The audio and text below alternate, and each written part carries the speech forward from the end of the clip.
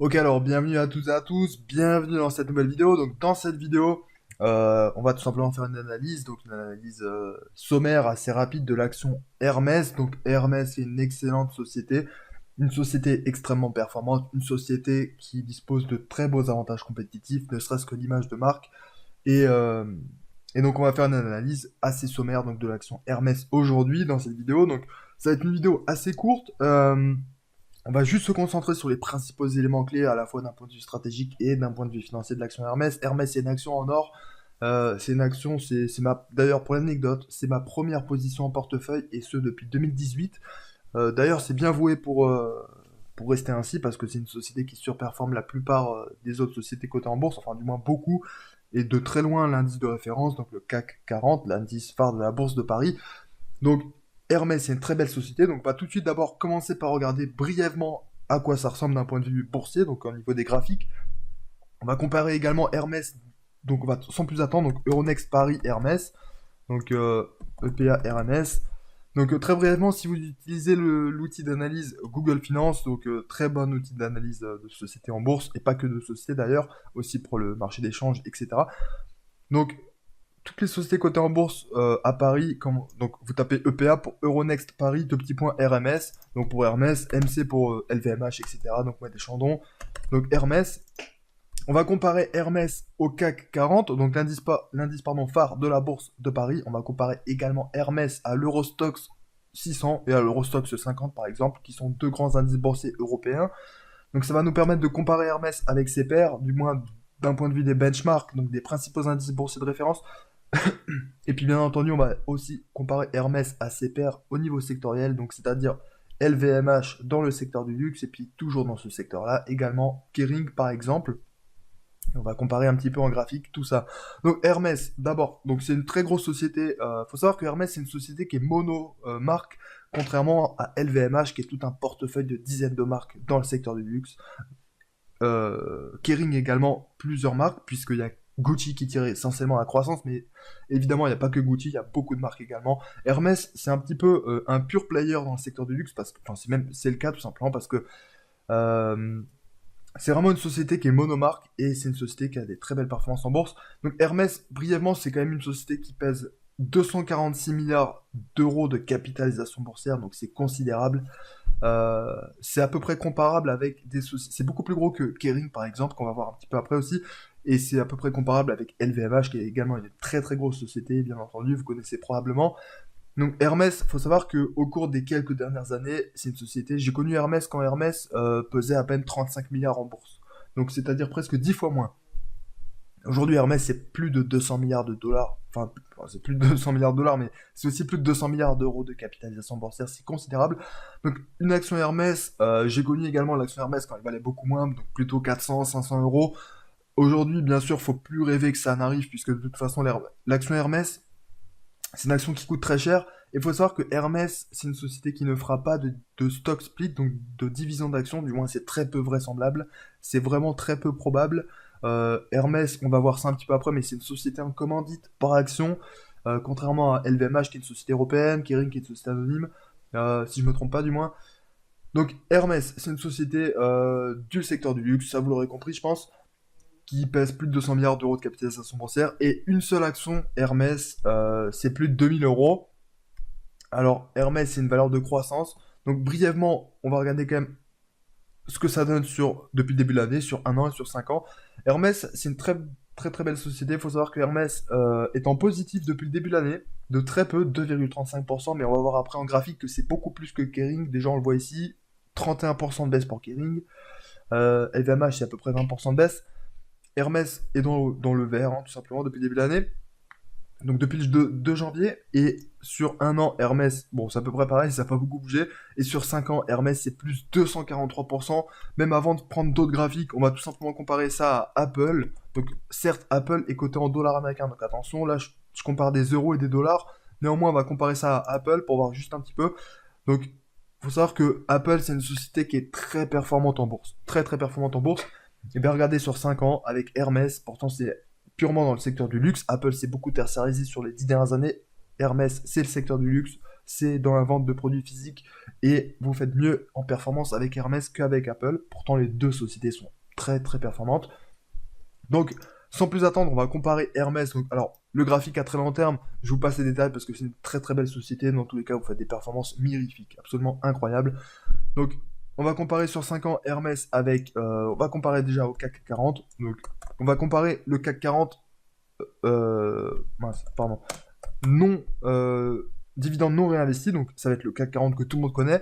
Bien sûr, lorsqu'on veut savoir quelle est la performance réelle du CAC 40, il faut prendre le CAC 40 en indice gross return, c'est-à-dire dividende réinvesti, qui est à 22 000 points. Donc, on va comparer Hermès, donc ici en graphique, dividende non réinvesti, avec le CAC 40, donc dividende non réinvesti également. Donc, on voit quoi sur 5 ans, vous faites plus 60% avec le CAC versus beaucoup plus, hein, littéralement, plus 240% avec Hermès. On va comparer également ça avec l'Eurostoxx. Donc l'Eurostoxx, brièvement, c'est quoi? Bon, il y a plusieurs indices Eurostoxx. L'Eurostoxx 50, c'est un peu comme le S&P 500 aux États-Unis, le Standard & Poor's 500, sauf que là c'est l'Eurostoxx 50 et non pas 500. L'Eurostoxx 50, c'est les 50 plus grosses capitalisations boursières européennes, pour faire très simple. Donc c'est un très bon benchmark parce que Hermès, c'est une très très grosse société qui est d'ailleurs dans l'Eurostoxx 50 également, et également dans le CAC 40, et bien sûr qui tire de loin la performance vers le haut dans les deux indices respectifs. Et parmi les très grosses sociétés qu'on trouve dans l'Europe, Hermès fait partie des meilleures performances et de très très loin. Donc on va comparer enfin avec l'Eurostoxx 600. Mais ça, c'est plus à titre pédagogique parce qu'on va pas apprendre grand chose de plus. L'Eurostoxx 50 et l'Eurostoxx 600 sont assez corrélés en termes de rentabilité, même si l'Eurostoxx 50 surperforme un petit peu. Donc, c'est les 50 et respectivement 50 et 600 plus grosses sociétés cotées en bourse en Europe, grosso modo, pour faire très simple. Hermès surperforme tous ces indices qu'on a précités. Donc, maintenant, on va faire autre chose. On va comparer Hermès avec ses pairs, donc LVMH, donc Euronext Paris, MC pour Moët et Chandon, donc LVMH. On va comparer également Hermès avec, par exemple, Interparfum. Enfin non, c'est beaucoup trop petit, on va prendre Kering plutôt. Et sectoriellement, donc ce qu'on repère, on pourrait prendre d'autres analyses. On pourrait prendre également Prada, Burberry, etc. On pourrait prendre beaucoup de sociétés. On va rester sur des sociétés qui sont cotées en euros sur la bourse de Paris, donc dans l'indice phare CAC 40. Donc on a ces trois indices-là, pardon, ces trois sociétés-là. Donc on va quand même reprendre le CAC 40 à titre pédagogique. Donc, ce qu'on repère tout de suite dans ce graphique, c'est que Hermès surperforme à la fois ses pairs et l'indice de référence, le benchmark, le CAC 40, donc l'indice phare de la bourse de Paris. Hermès surperforme donc LVMH, Kering et puis tous les autres concurrents du secteur d'ailleurs, même s'ils ne sont pas affichés au graphique pour l'instant. Précision rapide quand même, Kering, un gros warning sur Kering. La stratégie de Kering pour l'instant, elle est, elle est elle n'est pas spéculative, mais elle est très délicate. Kering sous-performe le CAC 40 sur les 5 dernières années, il faut le noter quand même. On peut le voir ici en graphique.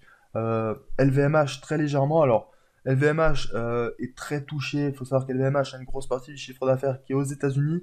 Donc, la baisse, elle est très très significative, mais surtout sur un horizon de très court terme, très récemment.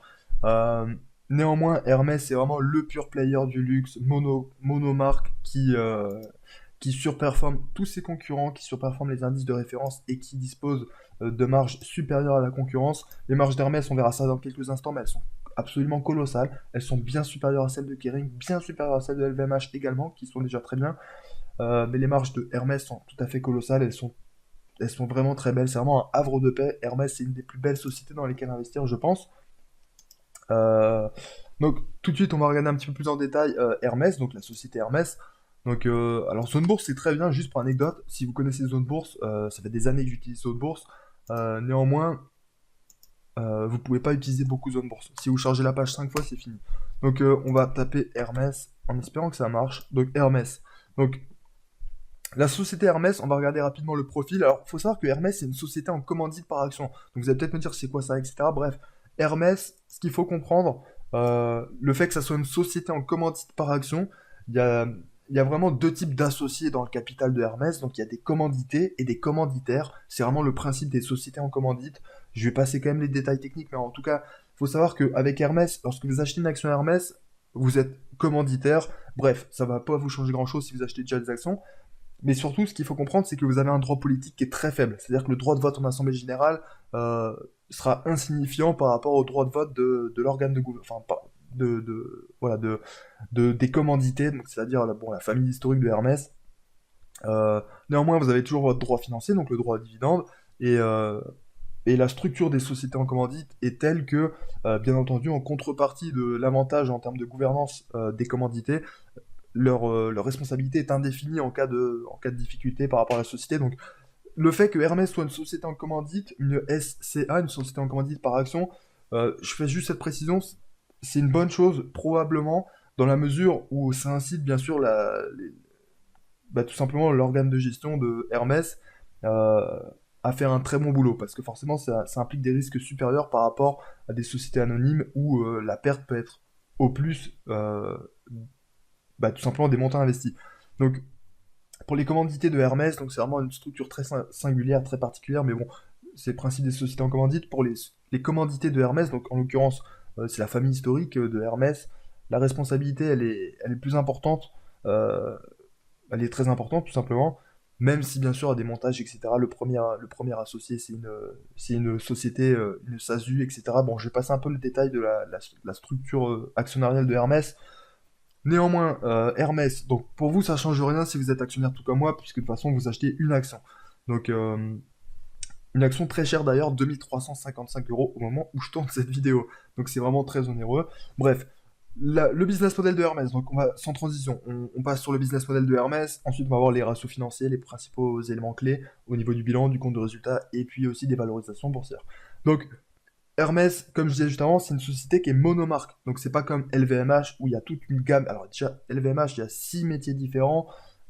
Et puis il y a tout un portefeuille de marques. Il y a des dizaines de marques dans le groupe Hermès. C'est un groupe tout d'abord. Hermès, pardon, dans le groupe LVMH, ouais, bon. En tout cas, contrairement à LVMH ou même Kering d'ailleurs, Hermès, c'est une société qui est monomarque. Donc il y a une seule marque, c'est Hermès, tout simplement. Et bien sûr, il y a quand même plusieurs divisions. Euh, donc comme pour les principaux groupes enfin, les principales sociétés du secteur du luxe, il y a de l'horlogerie, il y a des parfums, mais bien sûr, avant tout ça, il y a les produits de maroquinerie et de sellerie, en l'occurrence pour Hermès, davantage que pour les concurrents. Donc, il y a tout un tas enfin, il y a pas énormément, mais il y a plusieurs branches.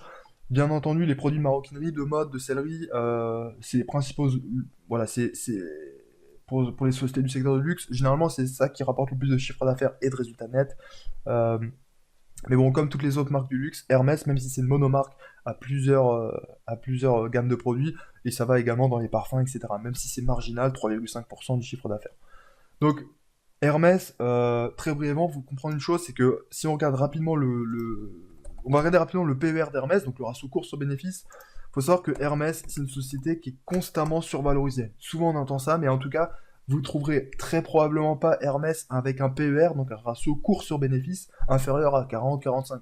C'est assez peu vraisemblable, il faut savoir que Hermès a constamment un ratio de cours-sur-bénéfice très très important, très élevé, mais c'est également une très bonne chose, parce que de mon point de vue, les sociétés qui ont un PER élevé sont les sociétés les plus attrayantes. Donc ici, en l'occurrence, on voit un ratio mince, de 53.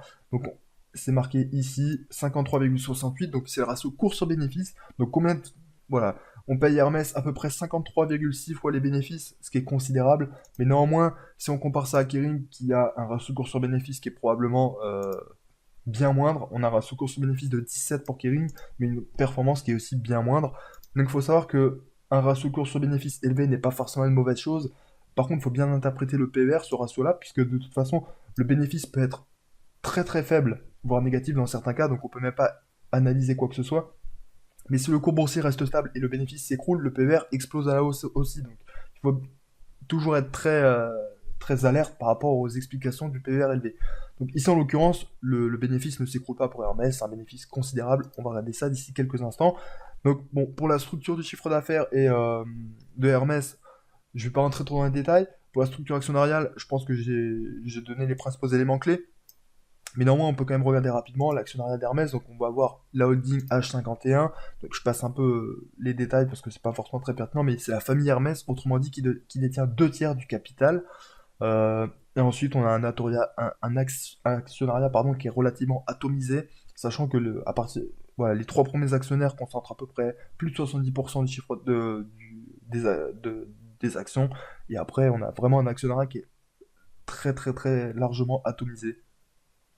Dans l'ensemble, il faut savoir que le capital flottant d'Hermès est relativement faible parce que Hermès, alors c'est vraiment une société qui est très singulière, mais dans les statuts de Hermès, il y a 20%, si je me trompe pas, du chiffre d'affaires, 20% pardon, du bénéfice net, je me demande si c'est pas un tiers d'ailleurs, bref, 20 ou 30% du chiffre d'affaires, du résultat net, je vais y arriver, du bénéfice, qui est voué à être utilisé pour racheter des actions Hermès en bourse. Mais pas pour les annuler, pas pour les détruire comme fait par exemple Apple ou beaucoup de sociétés aux US pour rémunérer leurs actionnaires. Là, en l'occurrence, c'est pour conforter la position du premier actionnaire, donc la famille Hermès, au sein du capital.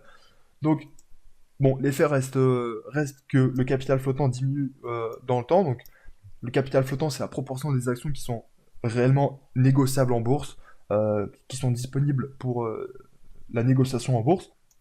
Donc, on a 30%, sachant qu'il y a beaucoup de forces qui permettent de maintenir une action Hermès assez élevée, puisque Hermès fait partie des plus gros indices sectoriels du secteur du luxe, des plus gros indices indiciels également, l'Eurostoxx 50, l'Eurostoxx 600, le CAC 40 et bien d'autres d'ailleurs. Donc, forcément, les ETF qui répliquent ces indices achètent du Hermès. Donc, bon, je passe un peu les détails. Hermès est également et avant tout une très belle société en bourse. Donc, évidemment, le PER est toujours très très important. Euh, donc, pour la structure actionnariale, pour le business model, je pense on a passé en revue les principaux éléments importants. Maintenant, en termes on va regarder un petit peu l'activité, le patrimoine et puis les ratios financiers. Donc, autrement dit, le compte de résultat, le bilan et puis les ratios financiers. Donc, en termes on va passer un peu les flux de trésorerie parce qu'on va essayer de rester assez succinct. Donc, au niveau de l'activité d'Hermès, donc le business de Hermès, tout simplement, au quotidien, donc ce qu'il en est du chiffre d'affaires, des marges, du résultat, etc. Hermès surperforme ses concurrents, surperforme LVMH et Kering. Et bon, là, il n'y a pas tous les graphiques à l'appui, mais il faut savoir que le chiffre d'affaires et le résultat net de Hermès sont moins volatiles, enfin, sont moins sensibles aux fluctuations, aux variations de grands indicateurs macroéconomiques comme l'évolution du PIB, etc., que LVMH, Kering et tous les autres pairs du secteur du luxe. Hermès se distingue très singulièrement par un chiffre d'affaires et un résultat net beaucoup plus stable et beaucoup plus constant dans leur progression que au niveau de la concurrence, et avec un taux de progression très significatif. J'ai connu Hermès il y a quelques années quand le chiffre d'affaires était d'à peine 4 ou 5 milliards d'euros, là on est à 15 milliards d'euros. Euh, et Hermès, contrairement à LVMH, Kering et puis d'ailleurs beaucoup d'autres concurrents du secteur du luxe, y compris Burberry, Prada et beaucoup d'autres, euh, Hermès a des marges plus importantes que tous les autres acteurs toutes les autres grosses sociétés du secteur du luxe. En l'occurrence, une marge donc EBIT, donc marge EBIT, donc Earning Before Interest and Taxes, donc les gains, enfin les bénéfices avant les intérêts et les taxes, donc intérêts essentiellement d'emprunt, on est à plus de 40%. Donc pour faire simple, c'est un peu comme une marge d'exploitation en quelque sorte. On est à peu près à 40%, ce qui est vraiment colossal. C'est vraiment très très important. C'est vraiment très très élevé pour une société qui vend des marchandises, hein, tout simplement. On n'est pas dans les services, on n'est pas dans la haute technologie, donc on est dans le luxe. Donc il y a vraiment des produits physiques qui sont. Voilà, c'est vraiment le business model. Et on a plus de 40% de marge d'exploitation, ce qui est vraiment colossal.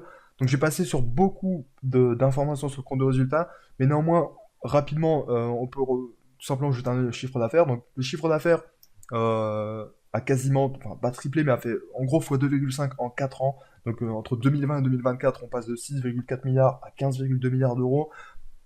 Le résultat d'exploitation, il faut savoir qu'il suit à peu près le chiffre d'affaires et le résultat net suit encore plus, il est encore plus corrélé euh, avec le résultat d'exploitation. Donc le résultat d'exploitation, 2 milliards, 6 milliards, on fait x3, avec une légère amélioration des marges, mais néanmoins ça reste quand même à noter parce qu'on passe à un tout petit peu plus de 20% en 2020, bien qu'il y avait le contexte de la crise sanitaire, mais en tout cas 2021 c'était passé, on est à 27% de marge, et on a plus de 30% de marge nette, hein, je parle net, vraiment, c'est la marge après impôt en 2024, ce qui est vraiment colossal, et c'est plus que les concurrents du secteur, et également, ça conforte du coup un résultat d'exploitation qui triple donc qui augmente plus vite en 4 ans que le chiffre d'affaires, et un résultat net qui augmente tout aussi vite que le résultat d'exploitation au cours des 4 dernières années, puisqu'on triple le bénéfice. Le résultat net, là, ici, il faut bien comprendre, c'est du bénéfice, 1,4 milliard à 4,6 milliards, donc c'est en x3 en 4 ans.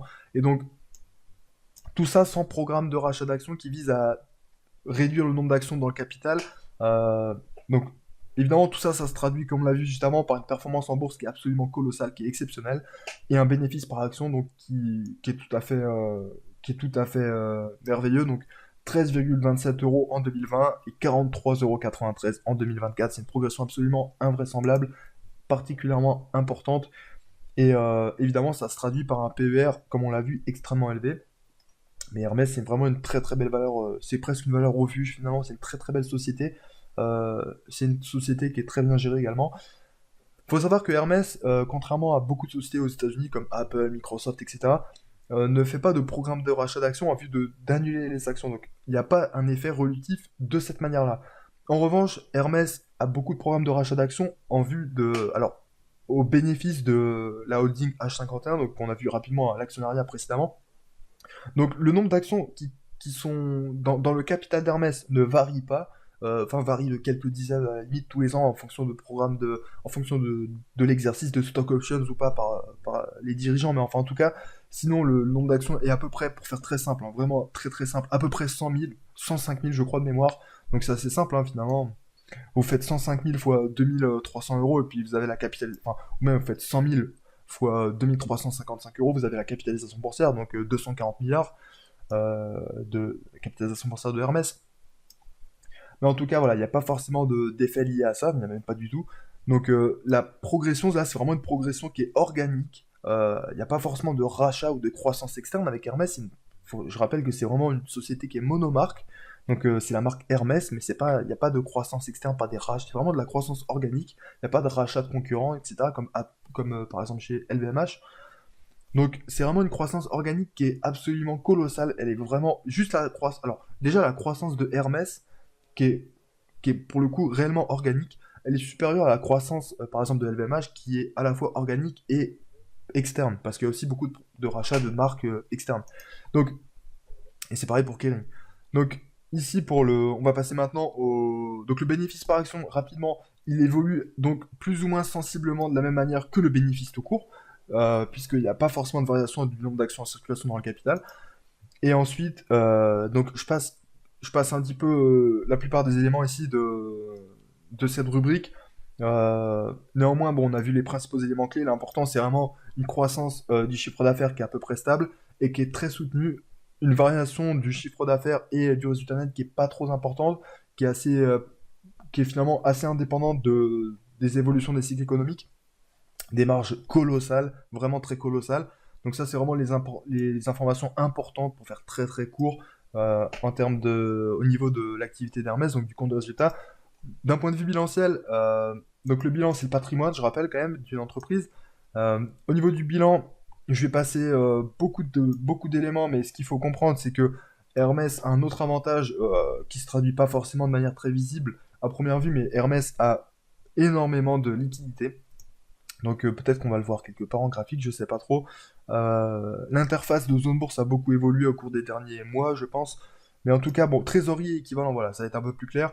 On a, alors déjà, il y a plus de 4 milliards de trésorerie équivalent. Donc équivalent, c'est des actifs très liquides qui peuvent être vite transformés en cash. Donc plus de 4 milliards en 2020 et 11 milliards en 2024. Je précise une chose, ça il faut le mettre en perspective. Par exemple pour Apple en 2024 c'est plus de 30 milliards de dollars. Mais il faut mettre ça en perspective avec le chiffre d'affaires en 2024. Apple, c'est 390 milliards de dollars de chiffre d'affaires.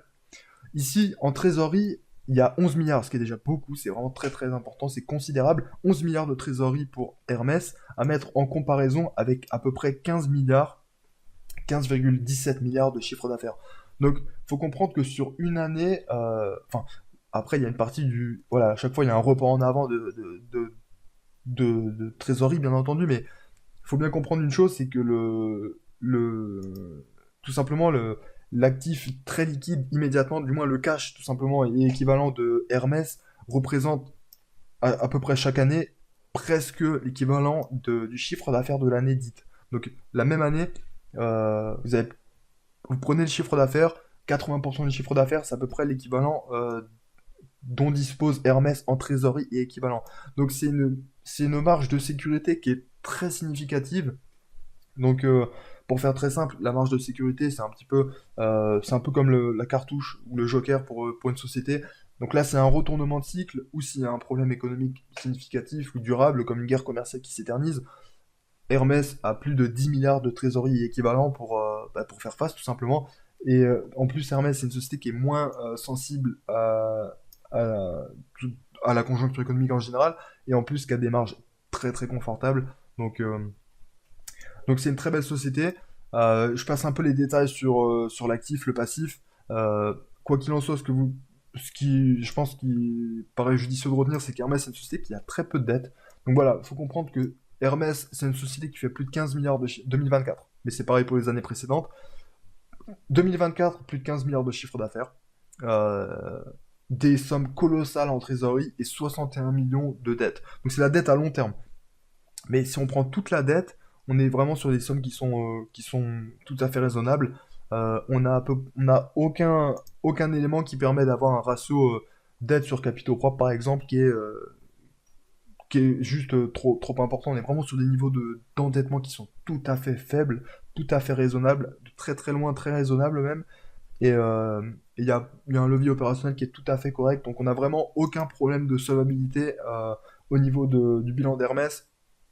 C'est une société qui est à nouveau, encore une fois, très bien gérée, et c'est une société qui est aussi très rentable et extrêmement intéressante en termes de rentabilité et de croissance de tous les éléments qu'on a vus juste avant au niveau du bilan, enfin du compte de résultat et de l'activité.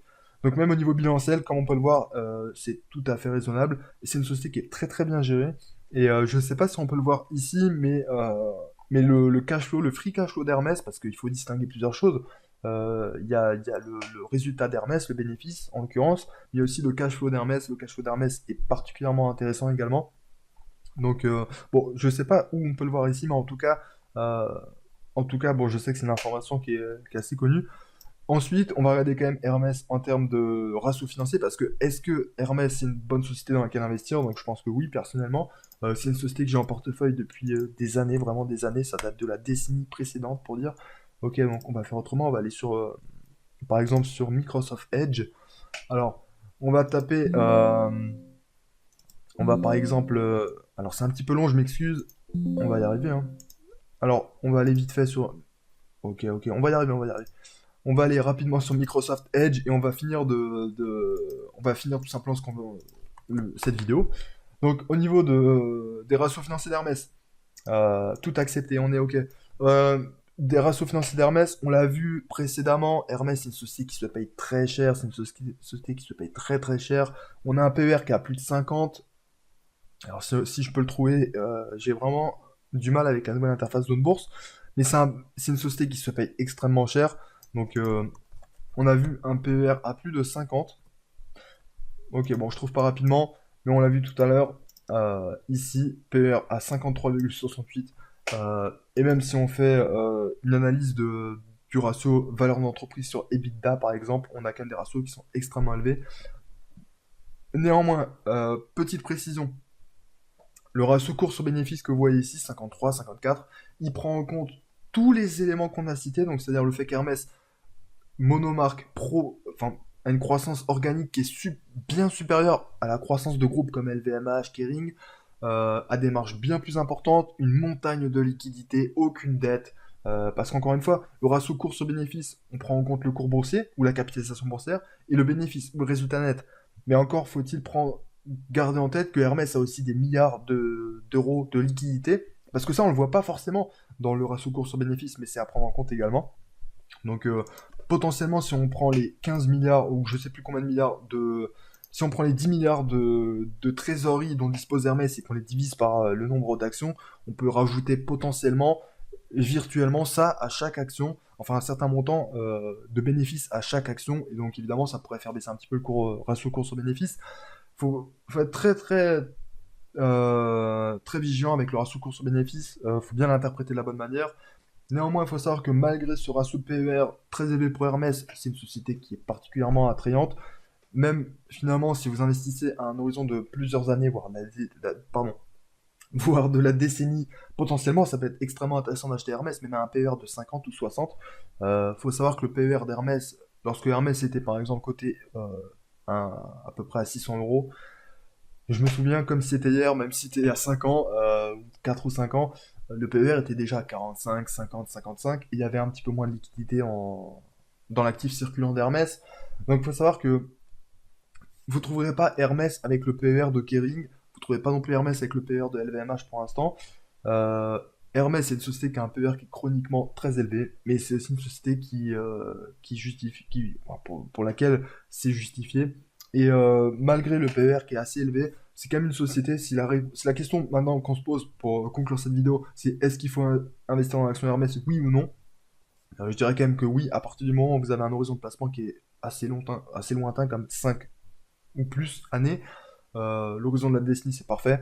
Dans ce cas-là, Hermès, c'est une très très belle société à avoir en portefeuille. C'est vraiment une des sociétés les plus belles en termes de marge, de progression des métriques, de toute la côte parisienne. C'est une très grosse société également, faut pas l'oublier. Et faut pas oublier non plus une chose, c'est que le secteur du luxe, c'est un secteur. Le luxe, ça ne sert à rien, littéralement, mais ça a toujours existé. Il y a 5 000 ans, il y avait des bagues en or partout dans le monde, je sais pas trop où, mais partout. Euh, il y a plusieurs centaines d'années, il y avait toujours du luxe. Il y a toujours du luxe actuellement, il y en aura toujours dans 100 ans, 200 ans. Le luxe, c'est vraiment c'est un secteur très très singulier et c'est l'un des rares secteurs où une augmentation du prix peut potentiellement faire accroître la demande. Ce qui est vraiment enfin, un non-sens économique, mais c'est une vérité pour le secteur du luxe. Donc c'est vrai également pour certaines sociétés qu'on peut assimiler au secteur du luxe, comme Ferrari par exemple dans l'automobile. Donc vraiment Hermès, c'est une société alors pour tout dire, c'est la principale position en portefeuille de mon portefeuille. C'était le cas il y a déjà quelques années, ce sera probablement encore le cas dans quelques années. Et c'est une société dans laquelle j'investirais même avec un PER à 53 ou 54, dès lors que l'horizon de placement il est d'au moins 5 ou 6 années. Donc Hermès, c'est l'une des sociétés les moins, voilà, les plus onéreuses, disons, de la cote parisienne. Enfin, c'est la société la plus chère de la bourse de Paris, très vraisemblablement. En tout cas, du CAC 40, c'est certain. Néanmoins, si vous avez voilà, un certain montant à placer, avoir une action Hermès en portefeuille, c'est une très très très belle opportunité. Si vous gardez votre portefeuille pour des années, 5 ans, 10 ans, Hermès est probablement une très très belle société avec un dividende qui augmente selon un rythme très important. Et bien entendu, vous avez un gain considérable sur le cours de bourse, parce qu'à nouveau, le taux de distribution de Hermès est pas très important, parce qu'Hermès, il y a une partie du bénéfice qui part directement dans la holding familiale. Je passe les détails, mais enfin en tout cas, voilà, il n'y a pas un taux de distribution des bénéfices extrêmement important au niveau du dividende. Néanmoins, en termes de performance boursière, vous avez une société, c'est vraiment une fusée qui dépasse toutes les autres actions de la côte parisienne. Et c'est une société qui, par ailleurs, l'action Hermès, il n'y aura pas de stock split. Vraisemblablement, il n'y aura pas de division d'action Hermès, parce que forcément, la société est gérée par la holding familiale, mais la holding familiale n'a aucun intérêt à accroître nécessairement la liquidité de l'action Hermès ou à faire entrer de nouveaux actionnaires dans le capital d'Hermès. Donc, contrairement à Apple par exemple, ou Microsoft, ou beaucoup de sociétés d'ailleurs, qui opèrent des divisions d'actions voilà, ponctuellement lorsque le cours est trop haut, pour Hermès, ce sera vraisemblablement pas le cas, et l'action Hermès qui est à 2000 euros, un peu plus aujourd'hui, elle sera probablement à plutôt 3, 4, 5 000 d'ici quelques années, et ça variera pas beaucoup plus à la baisse, tant qu'il y aura une bonne croissance organique. Je rappelle, c'est vraiment toute la croissance d'Hermès, la croissance organique, il n'y a pas de croissance externe quasiment. Donc, tant que la famille, tant que la holding familiale garde le contrôle de la gestion d'Hermès, il n'y aura aucune raison d'avoir une division de l'action Hermès. Donc, voilà, c'est une société qui vaut cher, c'est une société qui coûte cher, c'est une société qui est valorisée très cher, mais c'est une très belle société. Donc, si vous avez l'opportunité de pouvoir acquérir ne serait-ce qu'une action Hermès, je pense que c'est une très très bonne chose. Dès que vous avez un horizon de temps qui est de 5 à 10 ans, c'est très intéressant. Et, euh, et c'est une société qui peut tout à fait être intégrée dans un plan d'épargne en action. Donc, c'est une société que j'aurais tendance à recommander. Si vous avez des questions, n'hésitez pas à dire. Si vous avez des commentaires, ce que vous pensez de l'action Hermès, est-ce que c'est trop cher, pas assez, trop valorisé, c'est pas le bon moment, etc. Bref, toutes les remarques que vous avez, n'hésitez pas à les partager. Je me suis décidé à lire plus de commentaires. C'est vrai que j'en ai pas beaucoup lu au cours des dernières années. Depuis 2018, j'ai pas lu beaucoup de commentaires, donc là, je vais tout simplement en lire beaucoup plus. Donc n'hésitez pas à faire part de tout ce que vous pensez, puis bien entendu, n'hésitez pas à vous abonner, etc. Et quant à moi, je vous dis à très vite pour une prochaine vidéo.